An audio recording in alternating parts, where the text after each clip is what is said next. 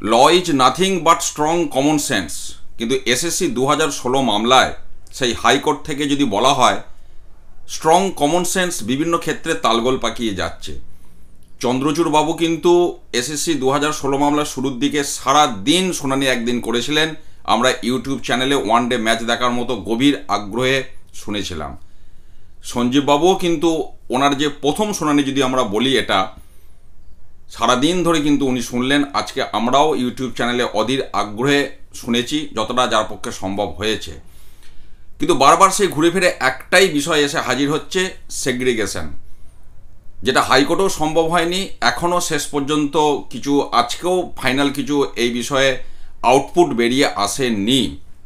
চন্দ্রচূড় বাবু কিন্তু বলেছিলেন যে এই বিষয়ে একটা মডালিটি সুপ্রিম কোর্ট ঠিক করবে। এসএসসি যদি পৃথকীকরণ করতে পারতো তাহলে তো সুপ্রিম কোর্টে মামলাটা আসতো না, হাইকোর্টে এর নিষ্পত্তি হয়ে যেত, এবং এখনও সেই প্রায় একই অবস্থানেই রয়েছে। এবং আজকে 3-4টের সময় বিভিন্ন নিউজ চ্যানেলেও কিন্তু এটা হেডলাইন দিয়ে দিয়েছে, আমি দেখলাম বা আপনারাও দেখে থাকবেন, যে পৃথকীকরণ সম্ভব না হলে পুরো প্যানেল বাতিল হবে, এমনটাই অনারেবল চিফ জাস্টিস বলেছেন। এই জায়গাটাতেই সমস্যা।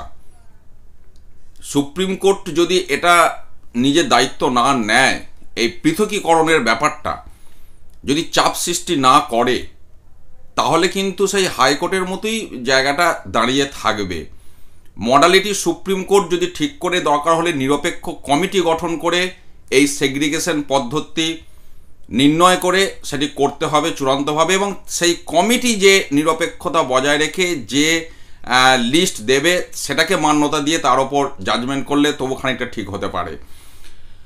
আজকে একটা বিষয় শোনা গেছে যে এসএসসি 2016 আগে যারা ইন সার্ভিস ছিলেন এবং এসএসসি 2016 পরীক্ষাতেও যারা কোয়ালিফাই করে চাকরি করছেন, তাদের ক্ষেত্রে সুপ্রিম কোর্ট অনেকটাই নমনীয় মনোভাব দেখিয়েছেন। অর্থাৎ তাদের চাকরিটা হয়তো বেঁচে যাবে আজকের রেসপেক্টে, আমি বলছি, ফাইনাল জাজমেন্ট না আসা পর্যন্ত কিছুই বলা সম্ভব নয়। কিন্তু বারবার যে জায়গাটাতেই হোঁচট খেতে হচ্ছে সেই হাইকোর্ট থেকে বাছাই করার বিষয়টা, এই বাছাবাছির বিষয়টা সুপ্রিম কোর্টকেই কিন্তু দায়িত্ব নিতে হবে। আমার এমনটাই ভাবনা, আপনারাও অবশ্যই বলবেন, না হলে কিন্তু সেই জল ঘোলার ব্যাপারটা থেকেই যাবে।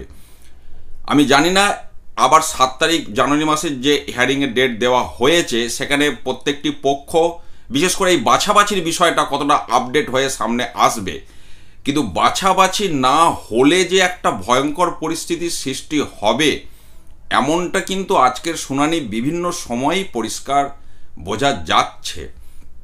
আমি এর আগের ভিডিওতে বলেছিলাম একটা ভয়ঙ্কর পরিস্থিতির মুখোমুখিতে শিক্ষক শিক্ষিকারা দাঁড়িয়ে আছে, সেই জায়গাটা এখনও কিন্তু কন্টিনিউ। আজকেও কিন্তু খুব একটা যে পরিষ্কার কিছু বিষয় উঠে এসেছে এমনটা নয়।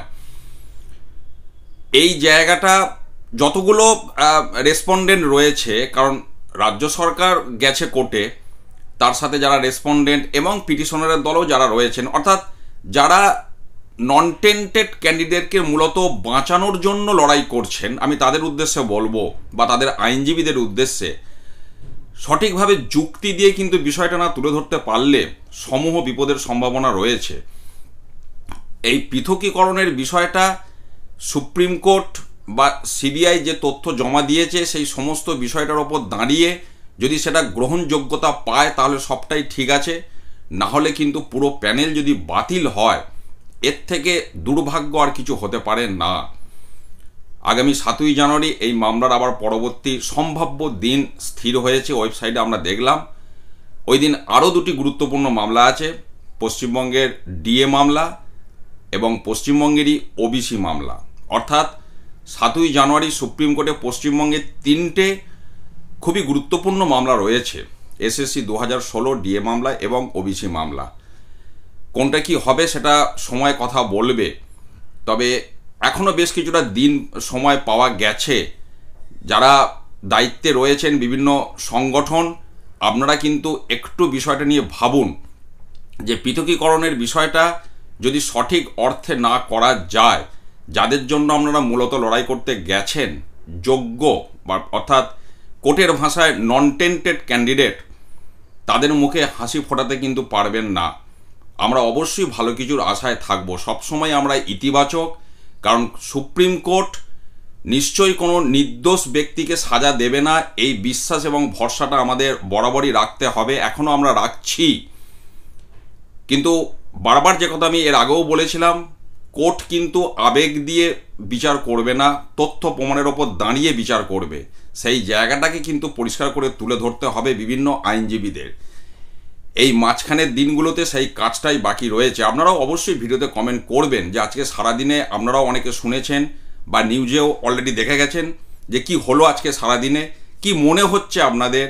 পুরো প্যানেল বাতিল, শুধুমাত্র টেন্টেডদের চাকরি বাতিল, বা সবার চাকরি থাকবে? কি সম্ভাবনা, কি মনে হচ্ছে? অবশ্যই ভিডিওতে একটা কমেন্ট করে যাবেন। ভালো থাকুন, সুস্থ থাকুন, ধন্যবাদ।